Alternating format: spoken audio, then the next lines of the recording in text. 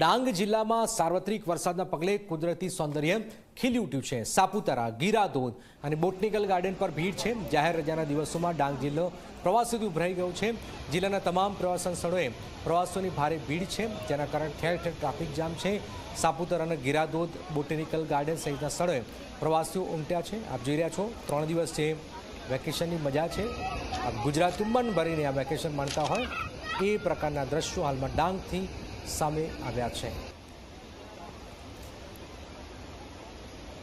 લોકો વીકેન્ડ પર ડાંગ જિલ્લાની મુલાકાતે આવ્યા છે। સાપુતારા વઘઈનો જે જંગલ વિસ્તાર છે, પછી અહીંયા ગીરા ધોધ જોવા માટે આવ્યા છે।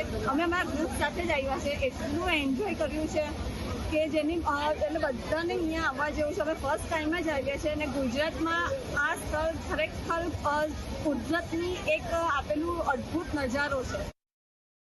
નેક્સ્ટ યર કે એવી રીતના કોઈ ફંક્શન હોય, એવી રીતના મોન્સૂન ફેસ્ટિવલ, તો તમે લોકો ત્યાં જઈ શકો છો અને ત્યાં બહુ મસ્ત વેધર ને એવું બધું છે અને એક્ટિવિટી બી છે, તો તમે ત્યાં જાઓ અને એન્જોય કરી શકો છો। અને આજે અમે આવેલા છે અહીંયા વઘઈ અને આની પહેલાં અમે ગયેલા ગીરા ધોધ, તો ત્યાં બી બહુ મસ્ત